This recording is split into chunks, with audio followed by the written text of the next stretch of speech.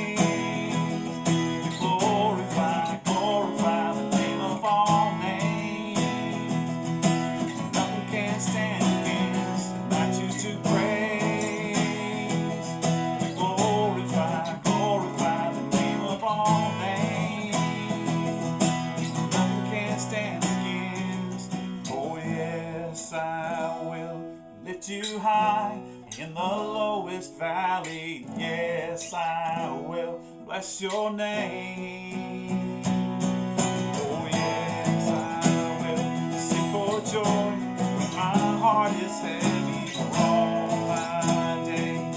Oh, yes, I will for all my days.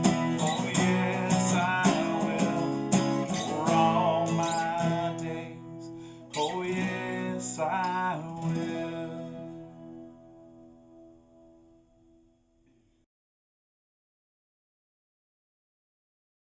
Hey, today is Parkey's preaching from a few of these passages that we're going to read really quick. It's from chapter 18 and chapter 20. The first one is, after David had finished talking with Saul, Jonathan became one in spirit with David, and he loved him as himself. From that day, Saul kept David with him and did not let him return home to his family. And Jonathan made a covenant with David because he loved him as himself. Jonathan took off the robe he was wearing and gave it to David, along with his tunic and even his sword, his bow, and his belt. And then we're going to go over to chapter 20, verse 30. And it says this, Saul's anger flared up at Jonathan, and he said to him, "You son of a perverse and rebellious woman, don't I know that you have sided with the son of Jesse to your own shame and to the shame of the mother who bore you? As long as the son of Jesse lives on this earth, neither you nor the kingdom will be established. Now send someone to bring him to me, for he must die. Why should he be put to death? What has he done? Jonathan asked his father. But Saul hurled a spear at him to kill him. Then Jonathan knew that his father intended to kill David. Jonathan got up from the table in fierce anger. On the second day of the feast he did not eat, because he was grieved at his father's shameful treatment of David. And then we're going to skip down a few verses to verse 40, and it says, Then Jonathan gave his weapons to the boy and said, Go, carry them back to town. After the boy had gone, David got up from the south side of the stone and bowed down before Jonathan 3 times, his face to the ground. They kissed each other and wept together, but David wept the most.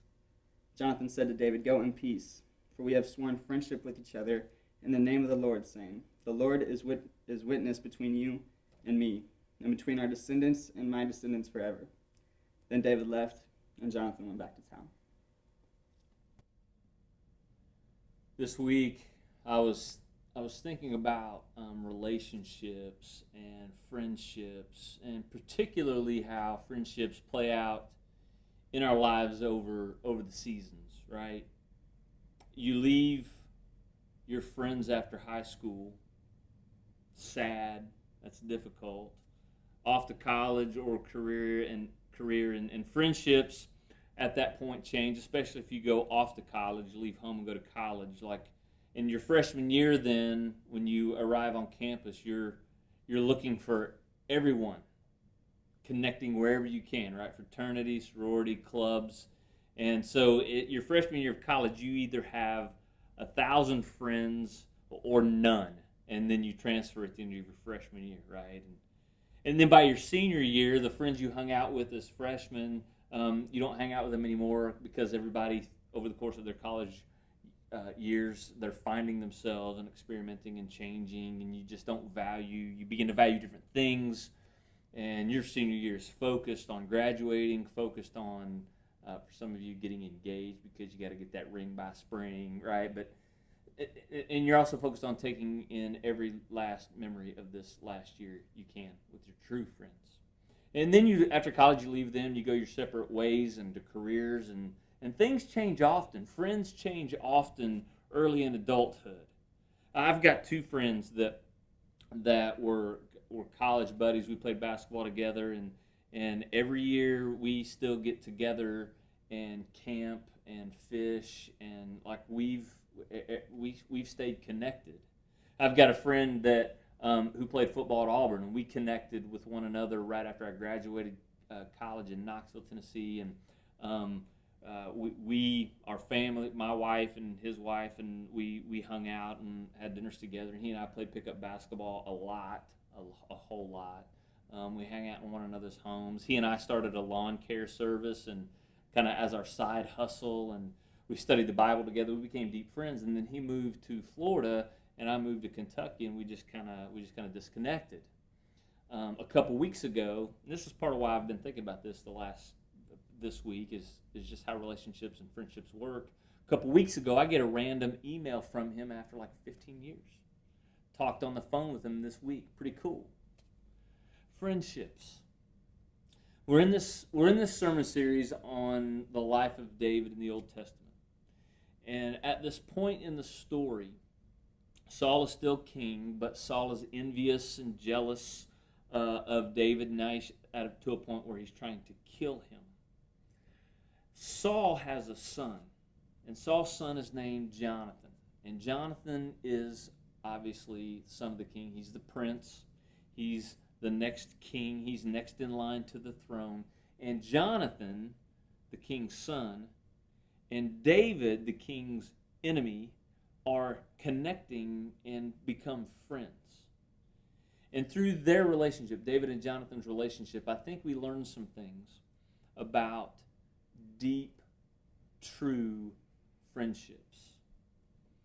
In this passage, in chapter 20 that Collin just read, Saul and Jonathan are having this conversation about David. And Jonathan is defending David, and Saul is getting angry that his son is defending him. And Saul says to his son, "You son of a perverse and rebellious woman, which is hilarious because Saul is talking about his own wife as he puts down his own son. It's crazy. And in verse 32, Jonathan says about David, why should he be put to death? What's he done? But Saul then, look, we joke about this in the office, me and Collin especially, that Saul keeps hurling spears. And he's terrible at it because he hasn't pinned anybody to the wall yet. But Saul hurls a spear at his own son. And it was at that point that Jonathan knew his father intended to kill David. And here's what we see when it comes to friendship. Here's what we learn about true friendship when it comes to David and Jonathan in this scene. And the first thing you need to know about true friendship is true friendship requires loyalty. Jonathan in this moment stands up for or shows concern for David. Despite Jonathan's fear of his dad, despite his dad's threats, Jonathan hangs in there for David. And that's what true friends do. They're there for you through the tough times. And that's not always the case, is it, with our friends? Like, in fact, friendship in our culture a lot of times doesn't tend to be that way, where you are there for them through tough times. Friendship in our culture today, in American culture, tends to be consumeristic. Like, we treat one another like a product that is dispensable. Like, you exist to primarily help and benefit me, and once you no longer benefit me, I'm done with you. That's not friendship. But that is something a lot of us are experiencing. That's not friendship, that's something else, but it is what many of us are experiencing. Loyal friends, though, realize I need to be there for them. I need to be there the most when they are at their worst. Like, that's true friendship. Like, if when they are at their worst, that's the moment you bail, then you really don't have a friendship in the first place. Because true friends hang in there rather than move on to whatever else is better in that moment. A true friend says, I will stick with you whenever, through whatever. True friendship requires that kind of loyalty. What we learn from Jonathan and David is this as well. True friendship requires vulnerability. Once the confrontation between Saul and Jonathan occurred, Jonathan then goes outside. He goes out to David, and he basically says to David, yeah, you're going to have to leave because my dad, Saul, is going to hunt you down trying to kill you. And then Saul and David have this moment in chapter 20, verse 41 through 42. It says, David got up from the stone. He bowed down 3 times to Jonathan with his face to the ground. And it says, then they kissed each other and wept together, but David wept the most. And then Jonathan says, go in peace. They'd made a covenant with one another. The Lord is the witness, is witness between them that their descendants and his descendants will be friends forever, right? It says they kissed and that David wept the most. Now let me ask you this question. Does this image make you uncomfortable? Kind of does me, a little. First of all, because culturally it's a completely different thing. Like, it's a completely different culture in how they show affection to one another, right? So that's part of what makes it uncomfortable for us. That's not necessarily something that we do often guy to guy. So some of this is uncomfortable for cultural reasons. But I would guess this is even more uncomfortable because 2 guys have given each other complete access to one another. Now, some have twisted this and say that this was possibly a gay relationship between David and Jonathan, right? And they go there because in our culture, we have to sexualize everything. But that is not the case here. What we're seeing is a picture of deep, authentic, vulnerable friendship. It's probably a picture of friendship that many of us have never, ever experienced, and maybe I would guess we aren't sure if we want to. We don't want to experience vulnerable relationships or friendships. Why? Because this idea of vulnerability stirs up fear. Like we can't let anyone have full access to us because we're afraid they might find out something about us that would cause them to reject us. We're afraid of what they might think about us. And see, here's the deal when it comes to vulnerability. Fear kills it. Fear kills vulnerability, which means fear kills true friendships because true friendships are vulnerable.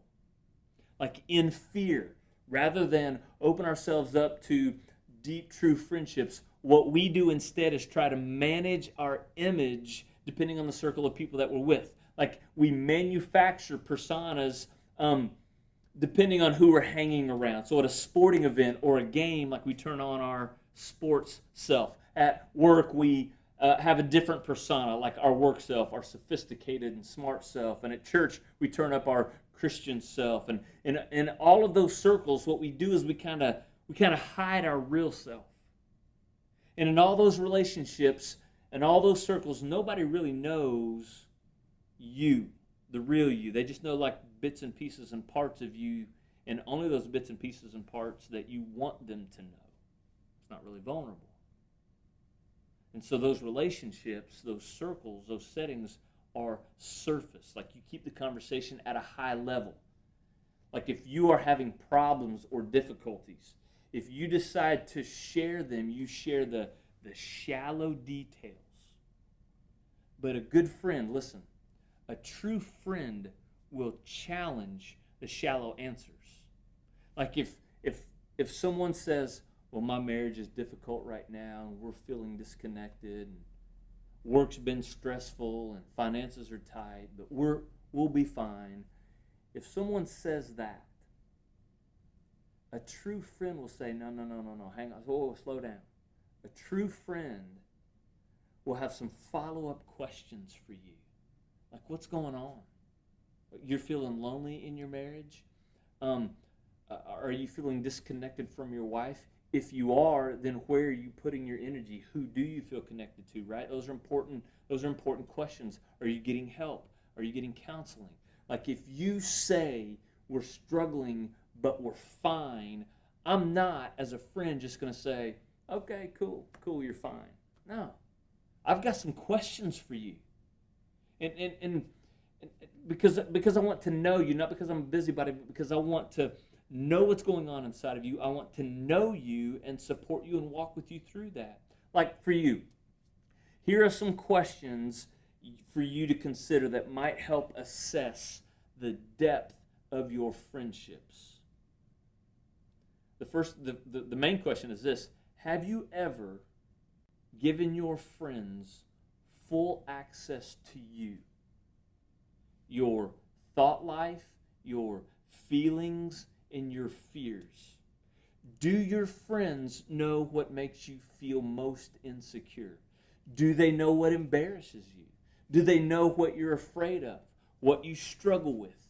Do they know what you tend to keep privatized and hidden? Years ago, I learned this from two of my really good friends who would not just let me get away with shallow surface confessions. Like they would dig in with deeper questions, not because they were busybodies and wanted the dirt on my life, but because they truly wanted to know me. They wanted to walk with me. They wanted to bear my burden, give me a hand, be a brother. And over time, I realized those two guys were safe. They were who I needed to share and confess to. And they wouldn't walk away from me. In fact, the more they knew about me, the more they would lean in closer and love me better when they found out. But it started when they asked the question of the questions. Maybe for you, maybe this is your homework this week as we talk about true friendships. Maybe for you, you need to get together with some of your closest friends and ask this question. This is the question, okay? What's the one question you are afraid of being asked? Your answer, and you need to answer that question with your friends. And once you define what that question is you're afraid of being asked, then you need to tell your friends, I need you to ask me that question often. That's you learning to be vulnerable and honest about yourself. See, that's David and Jonathan in this moment. Loyal and vulnerable have led to deep, true friendship. And then finally, true friendship requires sacrifice. It requires loyalty, vulnerability, and what we learn from Jonathan and David is it requires sacrifice. So, Jonathan is the son of the king, right? He's the prince. He's next in line to the throne. And he's also a decorated warrior. He's won victories in battle for his country. In every way, Jonathan has the right to the throne. And in this passage that Collin read, I want you to look what Jonathan does right here. Chapter 18, verse 3 through 4. It says, Jonathan made a covenant with David because he loved him as himself. And in verse 4 it says, Jonathan took off the robe he was wearing and gave it to David, along with his tunic and even his sword, his bow, and his belt. Here's what's happening. Everything that symbolizes Jonathan's royalty, he takes it off and he gives it to David. Jonathan is literally giving his birthright to David, knowing that David is God's chosen, and loving David, he sacrifices it for and to David. So he's celebrating David at his own expense for his friend. Sacrifice. If you want true friendship, then you have to sacrifice. The number one threat to sacrifice is selfishness. Right? Think about that. Think about our lives and our schedules every day. Like my day, my time, my agenda, my schedule. I've got to do. I got to do all this, and all of this is more important than checking in on them. And you know what? I will check in on them, but later. And I'll check on my friends later. I'll come to their aid later if I can. But when it comes to sacrifice and true friendship drops everything right now. That's what we learn from Jonathan. Look, in your life, you can have hopes, dreams, and time, or you can have friends. One of those has got to sacrifice. One of those has got to be sacrificed. And true friendship requires sacrificing the other things, making the friendship the most important thing. Now, you may be hearing all of this, and you may be saying, you know what, I don't have any friends like that. Why aren't my friends like that? I want friends like that. And I hear that. Like, I want my friends to be loyal, vulnerable, and I want them to sacrifice for me, right? And you may be saying, why aren't my friends like that? If you want friends like that, here's what has to happen, I think. To have friends like that, you first have to be a friend like that. Like, to have good friends, you've got to be a good friend. And to be a good friend like that, you've got to overcome two things, fear and selfishness, right? Jonathan could have, in fear, abandoned David because he was afraid of his dad. Jonathan could have, in selfishness, held on to his title, held on to his throne, held on to his legacy. Jonathan could have been somebody, but became nobody. Like, if you want a friend like that, if you want friends like that, you've got to learn to be a friend like that. And let me say this too. If you want a friend like that, you do have one if you choose it. Because in this story, Jonathan points us to Jesus. Like, Jesus is your Jonathan. Think about it. Jesus was the Prince of Heaven. He ruled over all of life. But he took off his robe, he left his throne, and he came to earth, and he died so that we could have it all. He died so that we might live. If you want to have a true friend, you've got it in Jesus. If you want to be a true friend, you have to overcome fear and selfishness.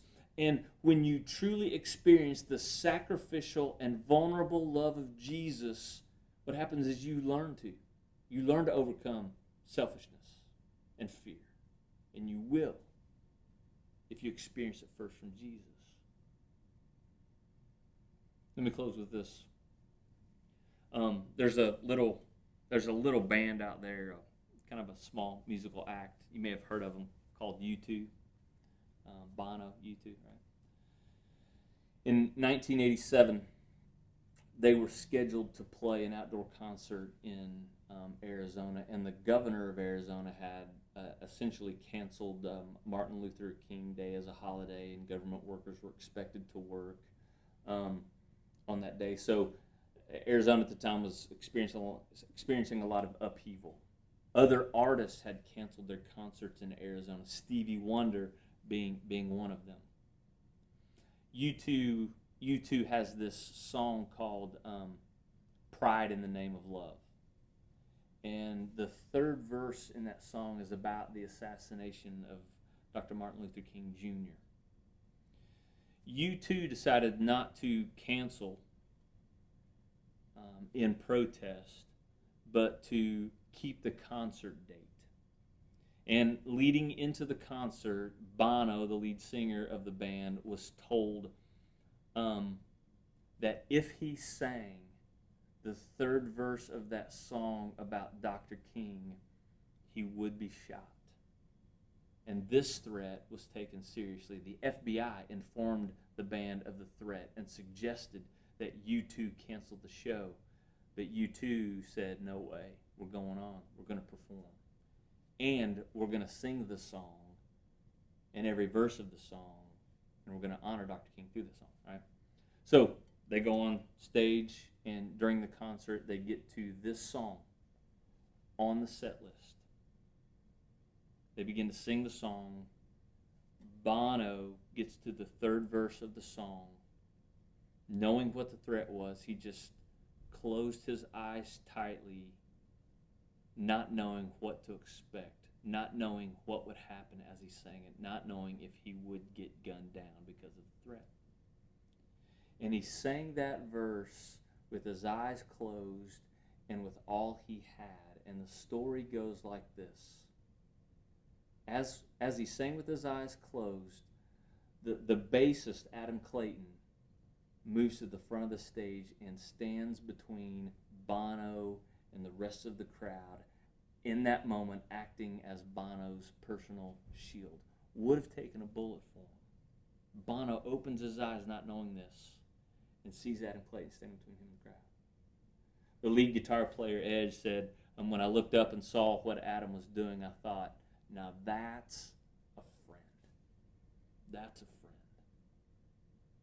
And he's right. John 15:13 says this, greater love has no one than this, to lay down one's life for one's friends. That's what Jesus has done for us, because he loves us. Because he loves us. Because he's a true friend. May we learn to be a true friend in the way Jesus has been a true friend for us. May we surround ourselves with true friends. And may our love for one another be infectious and contagious and create curiosity in a world that's feeling lonely. Let's pray. Father God, thank you for your love for us, for the cross. God, help us to learn to be good friends in a time and in a culture where true, deep friendships are hard to come by. May we learn to practice loyalty and sacrifice and vulnerability for the sake of others, because you did that for us. In your son's name we pray. Amen. So with this idea of Jonathan and David modeling true, deep friendship. And actually pointing us to Jesus. Greater love has no one than this, that a man lay down his life for his friends. We come to a point in our service where we remember that Jesus did lay down his life for us. And actually, we were not his friends when he did. We were his enemies. Yet he loved us anyway. And has taught us how to be true friends for others. So we celebrate that by taking the Lord's Supper, the bread, the juice represent his broken body and his shed blood. Let's just take a few minutes and remember, reflect, and celebrate what he's done for us.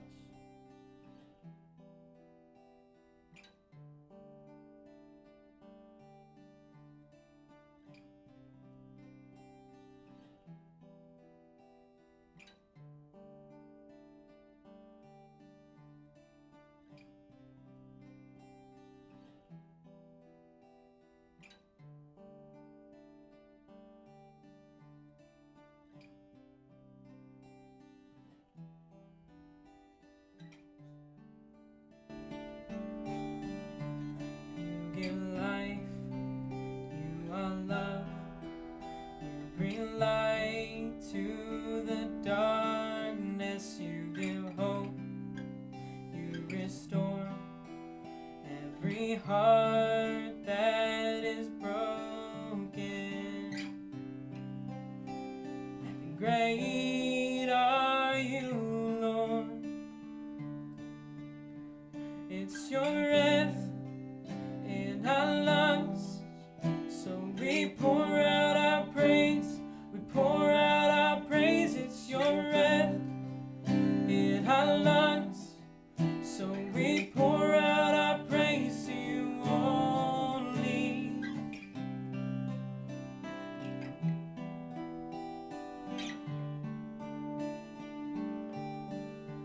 You give life, you are love.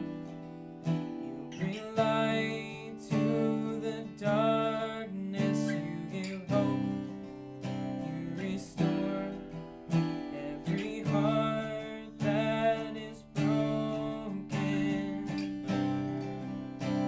And great are you, Lord. It's your breath in our lungs, so we pour out our praise. We pour